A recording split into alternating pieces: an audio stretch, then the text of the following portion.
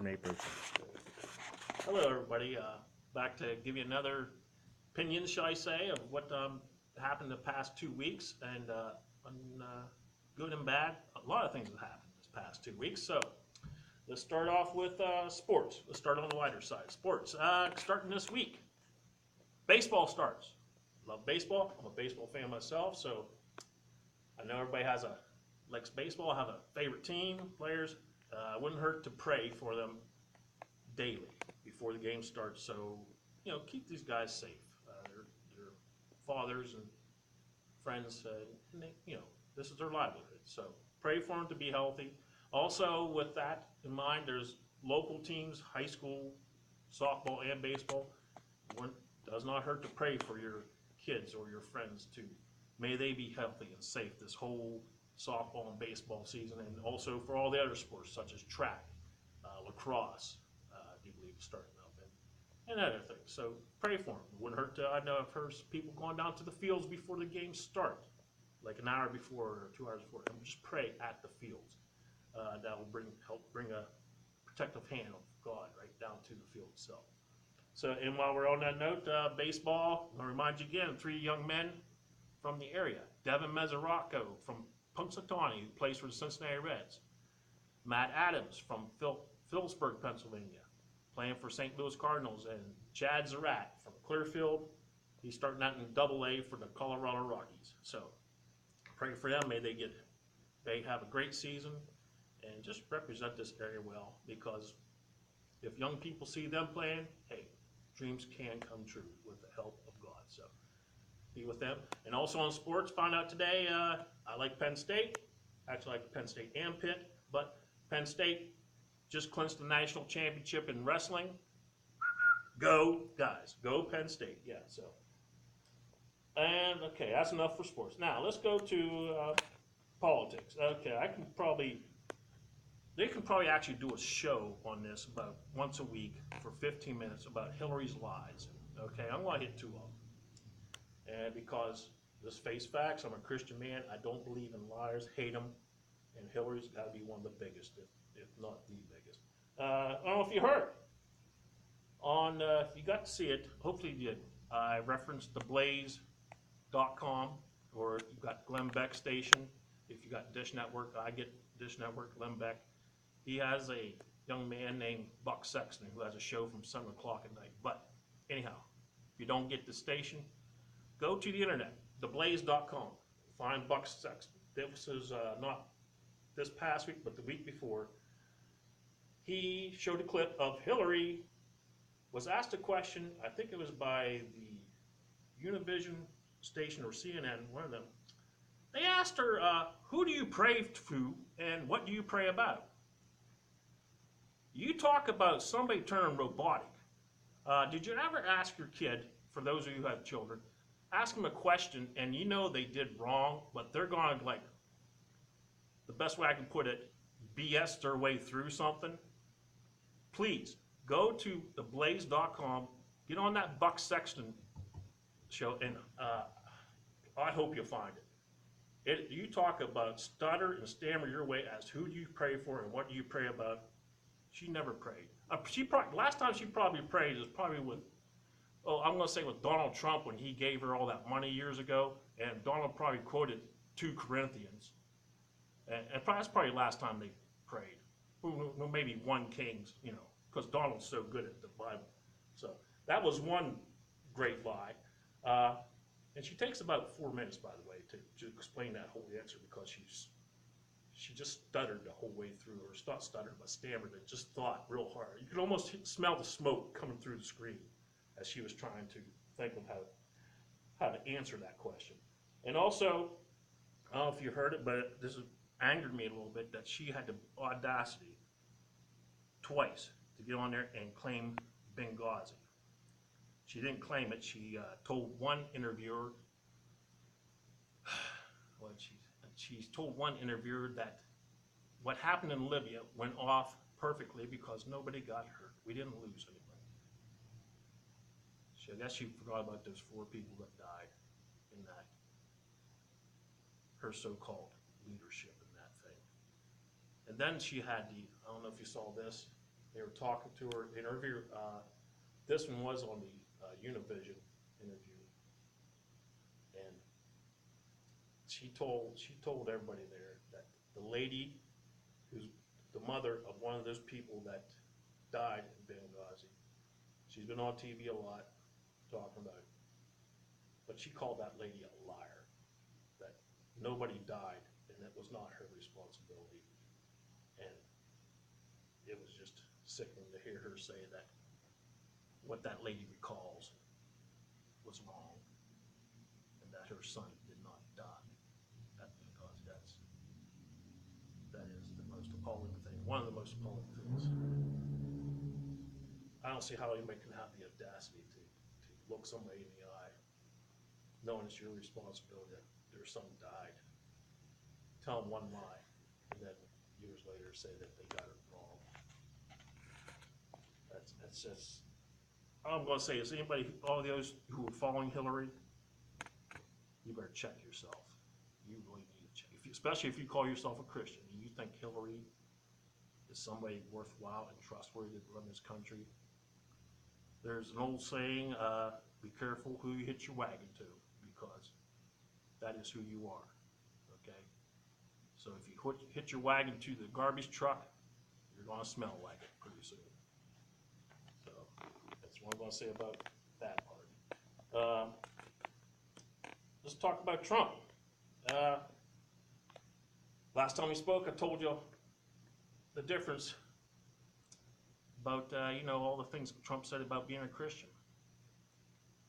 What I'm saying is, it's hard for me to trust a man who's constantly flip-flops back and forth. One friend who's sort of a Trump supporter at the time, when he first came out and said he was going to run for the country and made all these claims and everything else, and it's gotten everybody riled up. And of course, angry. People are doing things I'm not happy with the way things have been going the past 7 years. No, not at all. But we need to get back to the Constitution, people. We need to get back to the Constitution. That straightens us out. That was a God-breathed commandment. Okay, not commandment, but document. That our forefathers, who are very much God-believing, God-fearing men, that came up with this as something. So we need to get back to that. And Trump has never said once that he's going to do something by the Constitution. He said things like changing it. He's not for gun rights. Well, one day he is, the next day he isn't, so who knows. But one friend told me this, that she feels she was so mad because things have gone to the left so far. She says, I feel that we need to do just the opposite to the extreme. Okay, I'm going to demonstrate this. I told her at this time, before I do, I told her at that time, because I had no opinion on the guy, because I didn't have no information really. All I knew was he had some TV show. He's a billionaire from New York. I just said, well, that might not be right. That's all I said. I said that, sometimes that might not be the right thing to do. So I'm going to demonstrate. See, I'm going to say, I brought this little thing here, steering wheel. Okay, so here we are, straightening down the road here. We're going to the Constitution, right like that. Okay, so a lot of people are angry because they know that for the past 7 years, we have taken a very bad turn to the left, right?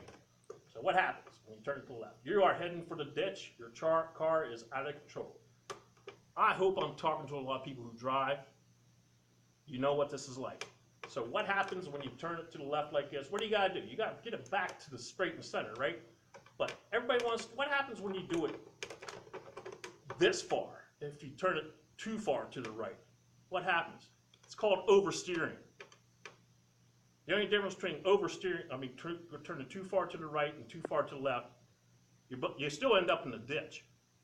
We need to not oversteer, folks. We need to get it straight down the road. That is what happens. That, I hope, helps with the demonstration there. Trump is definitely, might be too far extreme, is what I'm saying. And then what happens, you still have the same results.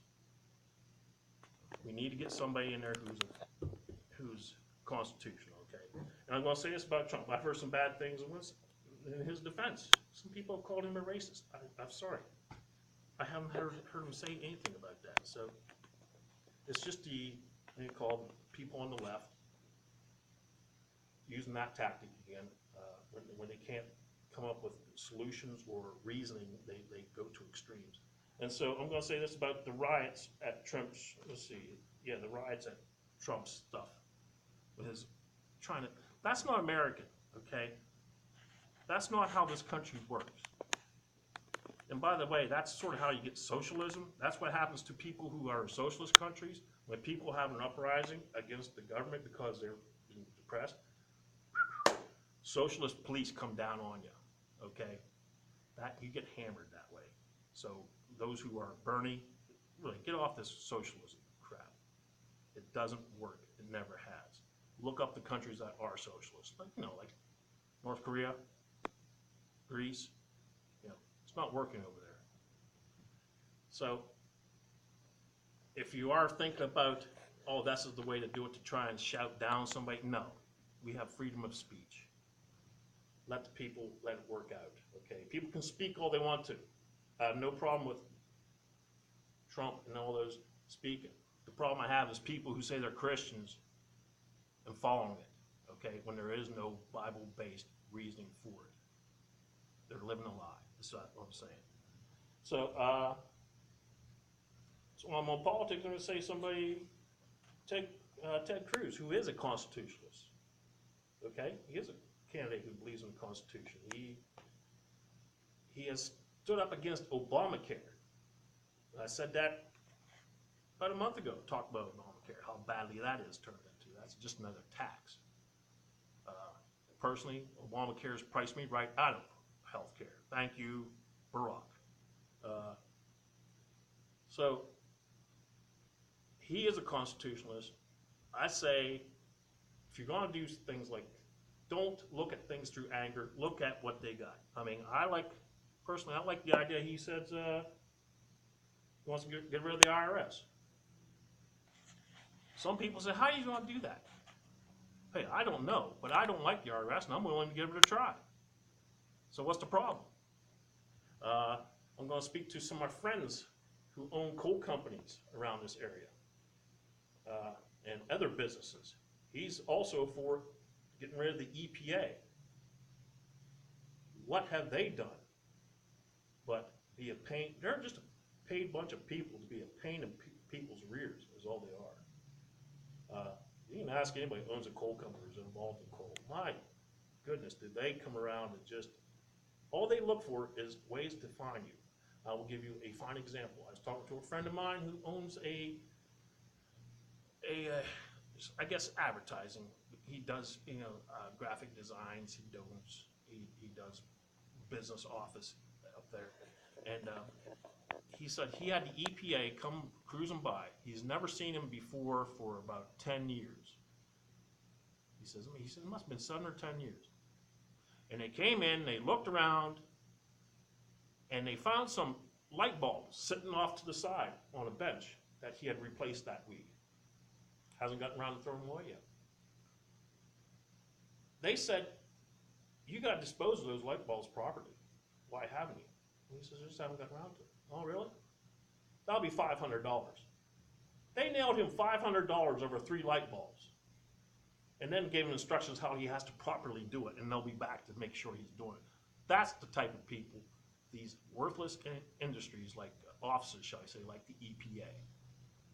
And I know there's you business owners hopefully are listening, and you know some other ones are just as worthless. They just come in and just be a pain. That's all they're looking to nail you for anything. So as for Ted Cruz, hey, I'm all for it. Let's give it a try. Let's get rid of the EPA. Let's get rid of the IRS. I'm willing to try that for 4 years, see how it works.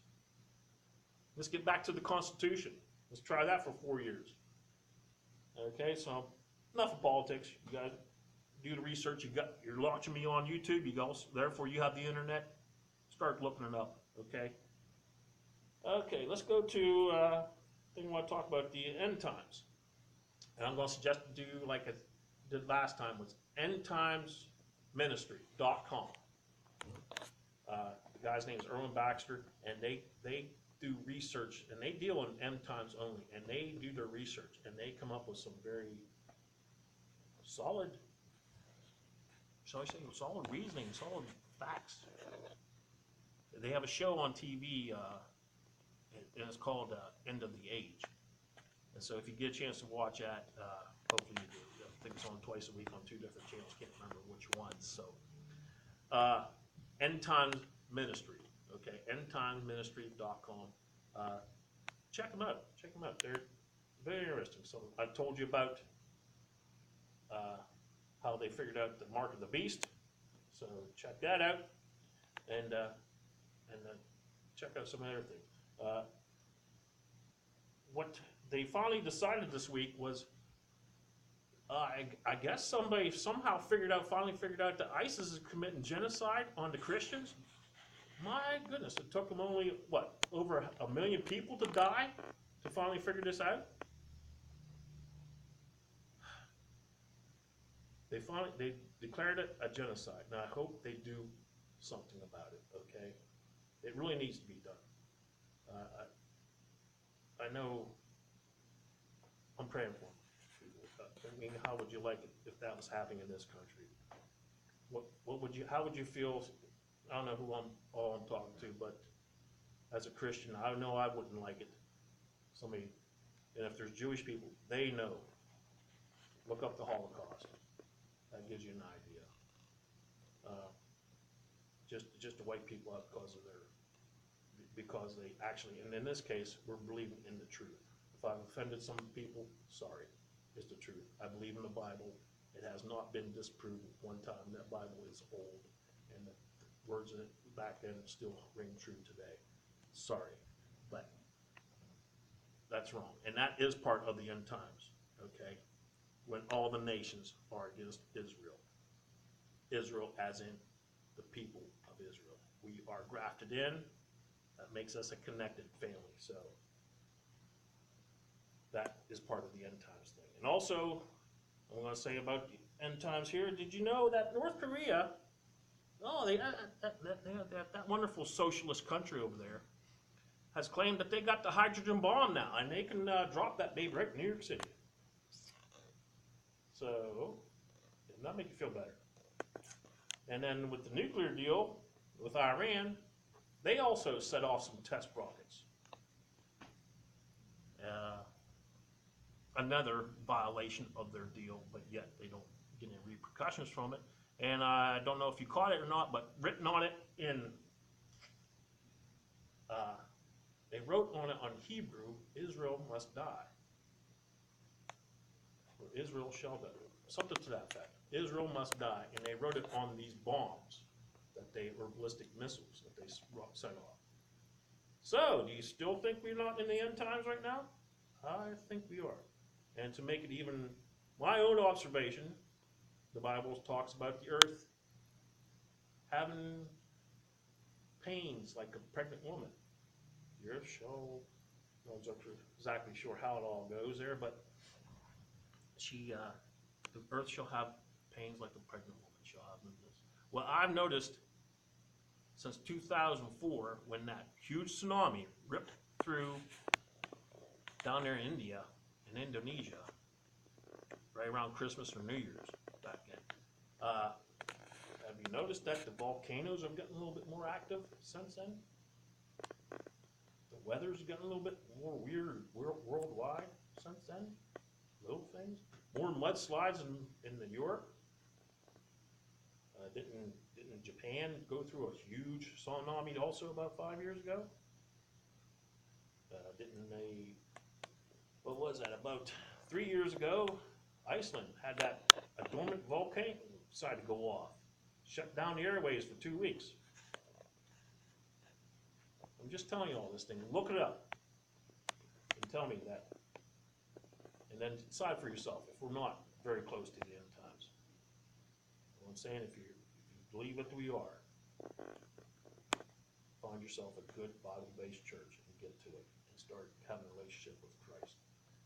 That's going to bring me right to my topic is about God and everything. And while we're on the topic of good Bible-based church. How you know if you got a good Bible-based church? Well, definitely one that obeys the commandments. One that obeys the commandments worships on the seventh day of the week.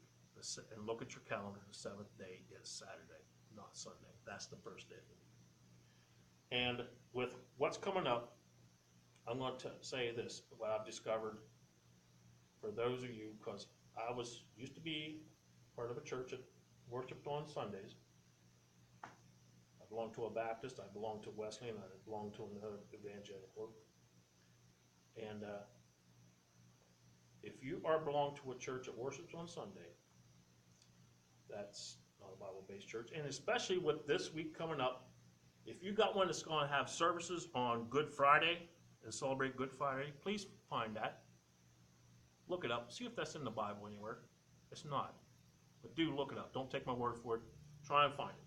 There's no such thing as Good Friday. Okay? Jesus did not die and hang on the cross on a Friday. And I will prove it to you here real quick. I'm going to read something for you. It is in Matthew 12. And I'm going to start at 39. Matthew 12:39. Jesus answered, "A wicked and adulterous generation asks for miraculous signs, but none will be given to it except the sign of the prophet Jonah." The story of Jonah. Read that, okay? "For as Jonah was 3 days and 3 nights in the belly of a huge fish, so the Son of Man will be 3 days and 3 nights in the heart of the earth." So how can Jesus rise after 3 days and 3 nights if he dies in the afternoon on a Friday? Totally impossible. Truth is, he actually died Wednesday afternoon. And from one of the pastors I've talked, and I've even heard him say it, they even give a timeline here. I think it's in Matthew. That day he died on the 9th hour. That 9th hour depends on when they got him up in the morning. And we're talking about a crucifixion, not the Hilton. So they probably got him as soon as daybreak broke, which would probably be 5 or 6 o'clock in the morning. So that puts it right around 3 o'clock. He died. That's when he finally said, "I give my soul to you. It is finished." Excuse me. Thank you. Sorry. It is finished. And he died. It was approximately around 3 o'clock. A lot of pastors, preachers, fathers, bishops, whatever the title is, will tell you that. So if you do that, so it was 3 o'clock Wednesday. 3 o'clock Thursday, that's one day. Well, get rid of my phone. 3 o'clock Thursday, that's one day. 3 o'clock Friday, 2 days. 3 o'clock Saturday. So that's if you want to count from that time on. Now, if you time when you got into the tomb, Joseph of Arimatheus, forgive me if I mispronounce that, but that's a tough one to say. So by the time he got him off the cross and into the tomb, let's say anywhere from an hour, hour and a half. So that means approximately around 4:30, maybe 5 o'clock Saturday is when Jesus rose out of the grave. He was not there no more after that, according to the time. And if you got a pastor who says, "Well, no, that can't be right," well, hey, somebody's lying. Jesus doesn't lie. I'll take his word for it over any man on earth, okay? If you ever get that answer like this, Friday, well, he died Friday, Saturday, and he rose Sunday. Sorry, it doesn't work, okay? Jesus was specific as to what I just told you in Matthew 12 there. And 3 days, 3 nights, 72 hours. He didn't just say 3 days. He said 3 days and 3 nights, 72 hours. I'm going to say it again. And also, I'm going to add this little tidbit onto it. I'm going to add this little tidbit onto it. Oops. As soon as I find it here. Yeah. Oops. I do believe it's in Matthew. There it is. Matthew 5, the Beatitudes. Jesus reinforces it. I'm going to read from Matthew 5, 17. And this is mainly geared toward those people who belong to a church where the pastor, preacher, priest, whoever, goes by this ridiculous theory that the commandments died with Jesus on the cross. It did. I'm going to read it right here from Jesus, his own words, in Matthew 5:17. Do not think that I have come to abolish the law or the prophets. I have not come to abolish them, but to fulfill them. Let me read that again. Do not think that I have come to abolish the law. Do not think I have come to abolish the law or the prophets. The law, the Ten Commandments. I have not come to abolish them, but to fulfill them. And when you fulfill something, it doesn't mean it's done, okay? That means it's still there. It will always. That's like fulfilling a jar of water. You fulfill it, doesn't mean don't drink from it, but you fulfill it, it's still there. It doesn't disappear. I tell you the truth, until heaven and earth disappear. As far as I know, earth is still here, so is heaven. Okay? Not the smallest letter, not the least stroke of the pen will by any means disappear from the law until everything is accomplished. I'll read that again for you. I tell you the truth, until heaven and earth disappear, still here, not the smallest letter, not the least stroke of the pen will by any means disappear from the law until everything is accomplished. We go further. They never read you. Pastors will never read you on this on Sunday. Anyone who breaks one of the least of these commandments and teaches others to do the same. I'll read that again. Anyone who breaks one of the least of these commandments and teaches others to do the same will be called the least in the kingdom of heaven. But whoever preaches or practices and teaches these commandments will be called great in the kingdom of heaven. I'll read that again to him. Anyone who breaks one of the least of these commandments and teaches others to do the same will be called the least in the kingdom of heaven. But whoever practices and teaches these commandments will be called great in the kingdom of heaven. So, I guess on Sunday, you got pastors, preachers, bishops, whatever. They're trying to be the least in the kingdom, huh? They're reaching for the low. They're going for the worst. Because if they were, they wouldn't be there sitting there on a Sunday violating commandment number 4. That's enough for today. So, until we meet again, I thank God. I'm going to end it right now. I want to thank the Lord for this time together, for the opportunity and the technology. I've said it before, to do something like this. I want to thank Yahweh. You are great for giving me insight and, I guess, experience and people helping me do this. May your words ring true, and may it make people think and come closer to you, so they may have a real relationship as in following your commandments and knowing your grace through that. Because without the commandments, how can we ever show people that we love you? In Jesus' name.